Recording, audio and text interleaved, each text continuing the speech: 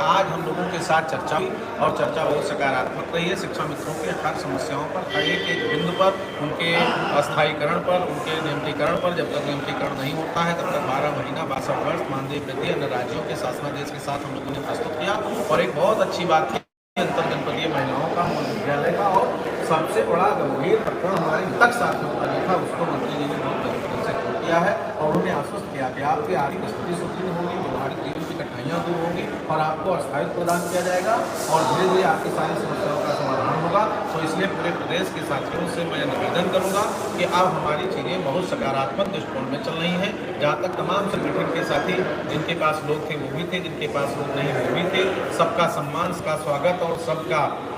सहयोग के सारे लोगों के साथ शिक्षा मित्रों का कल्याण हो जाए, यही सबसे बड़ा मुद्दा था और इसी पर हम लोगों ने चर्चा किया है। और इसी चर्चा में जो सारी बातें निकल कर आ गई, चाहे महिलाओं की थी, चाहे हमारे अंतर जनपदीय महिलाओं की थी, चाहे हमारे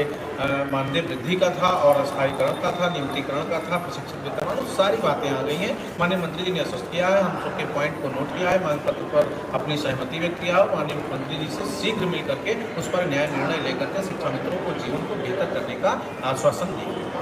सर,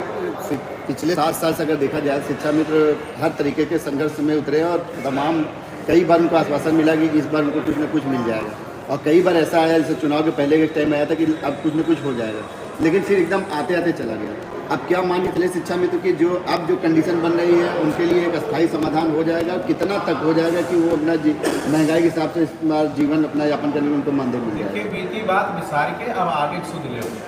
सीधे बीती जो चीज़ें हैं उस पर मैं जाऊंगा तो बहुत कुछ दिक्कत होगी। बीती हमारी बातें तो बहुत है, चुनाव के पहले हमारा होना था और प्रपोजल बन करके गया, प्रमुख सचिव महोदय गए, मुख्य सचिव महोदय गए, नहीं हो पाया। अब वर्तमान में जो स्थिति बनी है इसमें माननीय मुख्यमंत्री जी ने ही सहमति दिया है, पहले मुख्यमंत्री जी ने ही रोका था। तो अब परिवर्तन माननीय मुख्यमंत्री जी के निर्देश में बैठक हुई है और शीघ्रता के साथ इस पर कार्रवाई होना है, इस पर न्याय निर्णय होना है और वो प्रक्रिया चल रही है। माननीय मंत्री जी ने भी अपनी बात में सब कुछ स्पष्ट कर दिया कि माननीय मुख्यमंत्री जी के निर्देश में बैठक चल रही है और शीघ्र ही आप सबके विषय में एक अच्छा और बेहतर संदेश जाएगा। मैंने निवेदन किया था कि दीपावली हमारी अच्छी होगी, मुस्कुरा के बोलती हैं और दीपावली आपकी अच्छी होगी। दीपावली शिक्षा मित्रों की बेहतर होगी, अन्वेषकों की बेहतर होगी, रसोइयों की बेहतर होगी, ये एकदम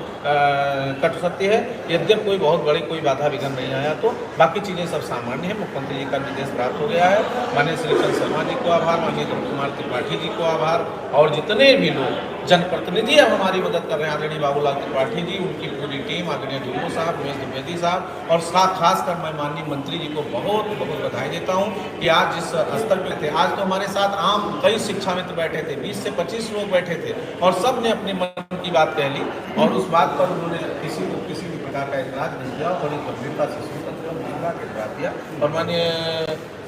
आदरणीय अनिल राजभर जी, माननीय मंत्री जी को बधाई, आदरणीय स्वतंत्र देव सिंह जी से अभी सुबह मिलकर के आया, मुख्यमंत्री से बात करके उनको बहुत बहुत बधाई। आदरणीय उप मुख्यमंत्री केशव प्रसाद मौर्य जी, नेता सदन जी, ब्रजेश पाठक जी, मुख्यमंत्री जी और हम तो इस पूरे वर्ष में किससे मिले, कितने सांसद, माननीय विधायक, माननीय सांसद से, उसके संदर्भ में मैं अपनी व्याख्या नहीं कर सकता हूँ और तब जाके ये समन्वय से जो संवाद से समन्वय की स्थिति हमने बनाया और उसका परिणाम था कि आज हमारे तमाम साथी बैठक में मौजूद है। ये बैठक ऐसे नहीं लग रही थी, ये 5 सितंबर की एकता का परिणाम है बैठक, ये 18 अक्टूबर के संग्राम का परिणाम है,